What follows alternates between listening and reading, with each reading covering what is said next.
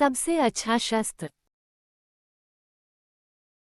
दरबारी कार्यवाही के मध्य बादशाह अकबर ने दरबारियों से एक प्रश्न पूछा।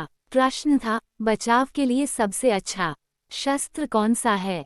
एक एक कर दरबारियों ने इन प्रश्न का उत्तर दिया। किसी ने तलवार कहा तो किसी ने भाला, किसी ने तीर कमान कहा तो किसी ने चाकू।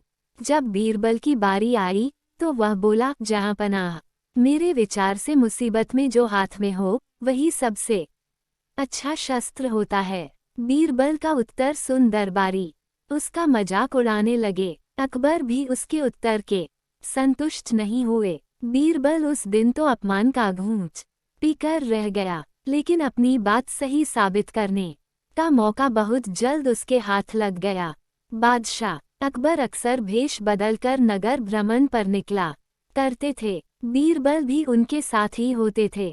एक दिन इसी तरह वे दोनों नगर भ्रमण पर निकले। वे एक तंग गली से पैदल गुजर रहे थे। तभी एक मतवाला हाथी उस गली में आ गया।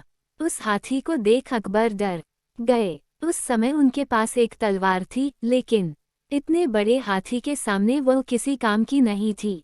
उन्हें अपने बचाव का कोई रास्ता नहीं सूझ रहा था।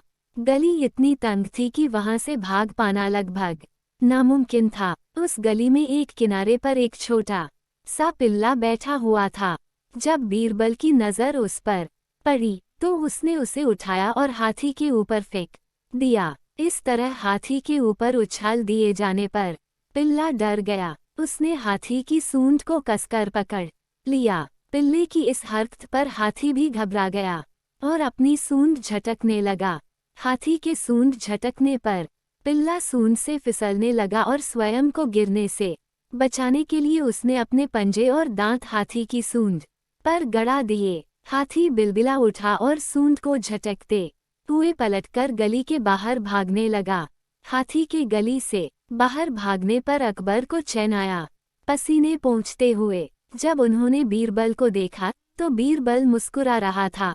अकबर बीरबल की मुस्कुराहट का अर्थ समझ नहीं पाए और पूछ बैठे, बीरबल, ऐसी संकट की घड़ी में भी तुम मुस्कुरा रहे हो। बीरबल बोला, जहां पनाह, मुसीबत की इस घड़ी में छोटा सा पिल्ला हमारा शस्त्र बना और हमारी रक्षा की। इस घटना से आपको अवश्य यकीन हो गया होगा कि मुसीबत में जो हाथ में हो वही सबसे अच्छा शस्त्र होता है।